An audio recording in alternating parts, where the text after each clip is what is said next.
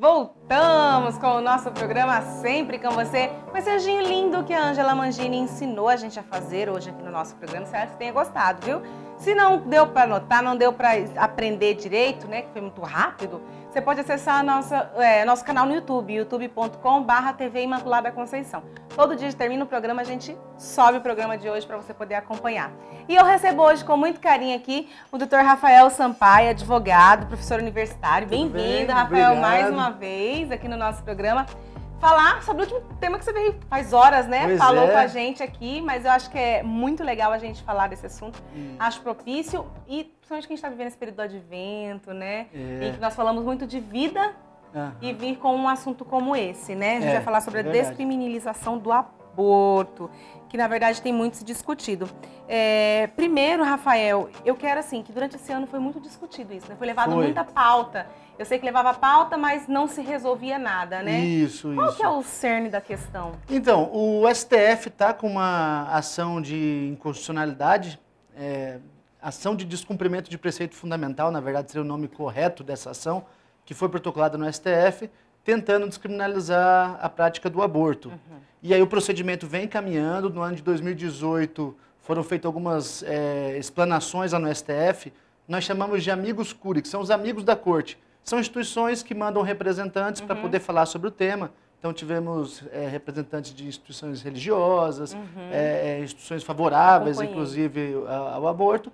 E depois esse processo foi pedido vista e agora, provavelmente, para o ano de 2019, isso aí deve ser votado, essa ação no STF, para descriminalizar ou não o aborto. Então, qual que é a questão quando se fala de despenalizar o aborto, Rafael? Então, o aborto hoje, ele é existente dentro do nosso Código Penal, então ele é uma prática criminosa, ele é um crime. Quem comete o aborto pratica um crime, não só a gestante, mas também aquele que participa com ela, o médico que faz o aborto, todos esses, o enfermeiro, todos esses, eles são punidos pela prática do aborto. O aborto, ele está dentro do capítulo do Código Penal dos crimes contra a vida.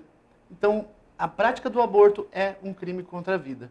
A gente tem a lei do nascituro, né, que dá essa segurança. Você pode falar um pouquinho sobre a gente dar esse embasamento para quem, no caso, nós católicos, né, nós somos contra o aborto, então nós estamos trabalhando nisso, acho que você também, né, Rafael, faz parte de um comitê aqui no Mato Grosso do Sul. Exatamente, Comitê Pró Vida, fizemos uma caminhada no passado em favor da vida e tudo mais. Então, hoje, o feto, ele é protegido aí, na verdade, desde a fase embrionária, desde a concepção. Então, nós temos o Pacto de São José da Costa Rica, que é um tratado internacional de direitos humanos. O Brasil, ele é signatário, ele faz parte desse tratado.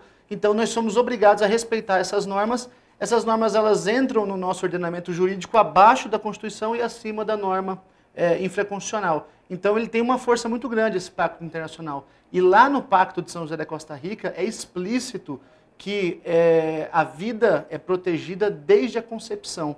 E hoje a gente discute, 3 semanas, 3 meses, né, 12 semanas de gestação, pode fazer o aborto, não pode. Mas a nossa legislação ela tem que respeitar essa regra desde a concepção. Que ela não vem do nada, ela vem de algumas doutrinas médicas que garantem que a partir da concepção nós já podemos falar em vida. A gente tem alguns espaços, por exemplo, há algum tempo atrás foi votada a questão do anencéfalo. Do bebê anencéfalo, né? Que pode ser abortado no Brasil, Nós temos três exceções a esse crime, que é o aborto proveniente de estupro, o aborto necessário quando a gestante corre risco de vida, então prefere-se o aborto. E o terceiro caso foi decidido recente, também deve ter 1 ano e pouco, 2 anos, que é do feto anencéfalo. Entende-se que ele não teria um período de vida pós-nascimento, então permite-se o aborto. Ainda há uma controvérsia médica sobre isso aí, mas hoje em dia, juridicamente falando, é permitido o aborto do feto anencéfalo. Agora, nessa questão, né, que você está falando, assim, esses órgãos de pró-aborto alegam que precisa ser alterado e de que forma que isso pode afetar, assim, a nossa sociedade? Porque me preocupa muito, Rafael, assim, eu como cristã católica, né, a favor da vida, me preocupa muito, assim, uma descriminalização do aborto, sabendo que no nosso país as coisas funcionam somente com lei, né? A gente tem, infelizmente, bobeira, trânsito. Se a gente não tem uma lei que penaliza, um radar que fiscaliza, a gente não consegue manter, por exemplo, a velocidade da via, né? Um exemplo bobo, mas o que me preocupa é descriminalizar e isso se tornar uma prática normal. Apesar de que esses órgãos pró-aborto, eles afirmam que em lugares em que foram aprovados, diminuiu, né, a quantidade de abortos. O que isso traz para nós, né, e de que forma que isso pode afetar a gente também? O que essas mulheres que são pró-aborto, essas associações, dizem de embasamento? Bom, dentro do lado jurídico, até a base dessa ação que foi impetrada no STF fala sobre o direito a planejamento familiar da mulher e o direito ao próprio corpo da mulher.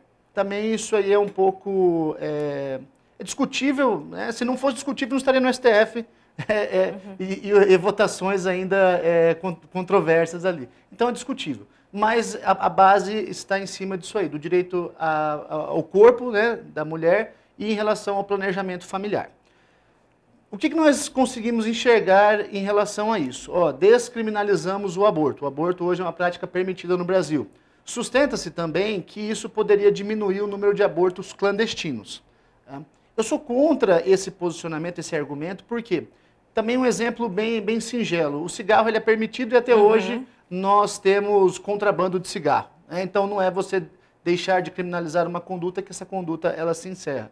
Um outro ponto interessante em relação a isso aí é que, uma vez descriminalizou, você permite a mulher fazer o aborto quando ela entender até a 12ª semana de vida. Descriminalizou, nós teríamos clínicas para fazer esse aborto, com certeza com um custo alto, então não seria toda a população que teria acesso, e nós teríamos o SUS tendo obrigatoriamente que oferecer essa prática. E aí, será que o SUS está preparado para receber essa demanda?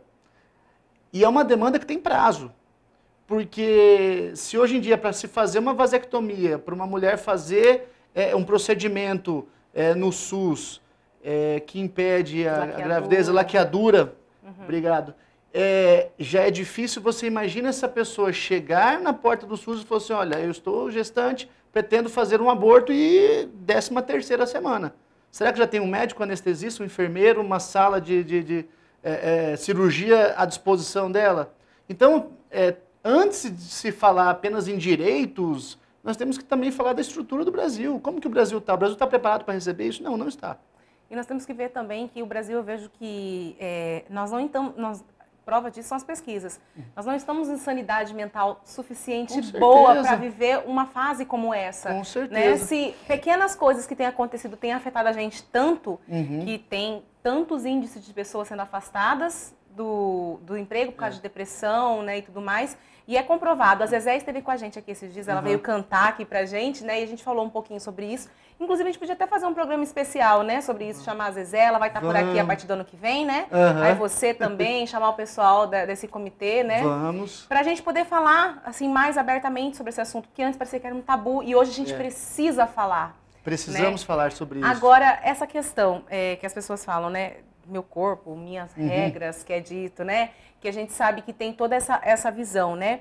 Isso é visto de que forma? Fora daqui também e aqui dentro? Você está falando, porque a gente entende que cada um tem o seu direito de fazer o que quiser da sua vida. E acho que é justamente que aí está em paz, porque não é a minha vida, exatamente, né? Exatamente. E o que acontece? Esses países que já liberaram a prática abortiva há mais tempo, já foram feitas pesquisas que as mulheres que realizaram o aborto, num primeiro momento, aquilo é positivo na vida delas, mas a longo prazo, porque esses países já têm o aborto liberado a longo prazo, isso gera depressão, isso gera vários outros problemas de saúde também para essa mulher. Então, eu fico super contente quando eu sou convidado, por exemplo, como hoje, para vir falar sobre isso, porque realmente a gente precisa falar. A gente precisa retirar alguns mitos, discutir o tema, para que os debates aí fora se tornem debates construtivos. Eu já ouvi falar, por exemplo, da questão de você punir a mulher. Estamos punindo só a mulher, não vamos punir o homem. Eu discordo totalmente disso. O homem ele é punido também. Se ele acompanha, se ele favorece essa prática abortiva, ele é coautor do crime de aborto. Se ele realiza o aborto sem consentimento da gestante, ele é punido também pelo Código Penal. Se ocorre o nascimento, ele não paga pensão, ele é um pai que ele abandonou a família. Existe um crime, abandono de incapaz. Existem as regras de direito civil de pensão. Hoje em dia, pensão, dependendo da situação, o rapaz pode ficar preso. Existem direitos para resguardar essa mulher com esse filho. E o Estatuto da Criança e do Adolescente, ele tem um dispositivo onde ele fala que a mulher que queira dar seu filho para adoção, ela tem que ser encaminhada sem qualquer constrangimento. Então nós temos que esclarecer a população que se essa gravidez indesejada, no último caso, que seja encaminhada essa criança para adoção. Existem famílias ainda hoje na fila de adoção, a fila de adoção é bem grande. Então você preserva essa vida. E isso tem que ser informado à população. Tudo isso aí a gente precisa realmente desmistificar. Agora a gente tem a questão das políticas públicas também, né, Rafael? Sim. Que isso precisa ser cuidado, né? Precisa ser tratado, né? Sim. Hoje em dia, o grande problema nosso, eu falo que é a questão de informação. Tá? Nós temos que ter políticas públicas para poder informar esses adolescentes, informar sobre prática contraceptiva, informar os perigos que se tem hoje numa prática abortiva. A informação, a prevenção, eu acho que é tudo nessa situação. Ao invés de a gente discutir muitas vezes aborta ou não aborta, o que o Estado faz hoje em favor de uma gestante de uma gravidez indesejada? Vamos acolher essa gestante, vamos conversar com ela, ao invés de simplesmente, não tem desejado aborta. Né? Então, faltam políticas públicas para dar um suporte preventivo para as pessoas não engravidarem e, a partir do momento que ela engravidou, o Estado também acolher essa pessoa. Porque o Brasil, às vezes, acaba acontecendo muito isso. Impõe-se uma lei apenas para sanar um anseio popular, mas as consequências dela não são medidas. Agora, Rafael, qual que é o crime, quanto tempo de pena hoje, né? Isso, o crime de aborto, quando ele é praticado com o consentimento da gestante, ela varia de 1 a 3 anos e de 1 a 4 anos, dependendo da situação. São penas baixas, dentro do nosso Código Penal.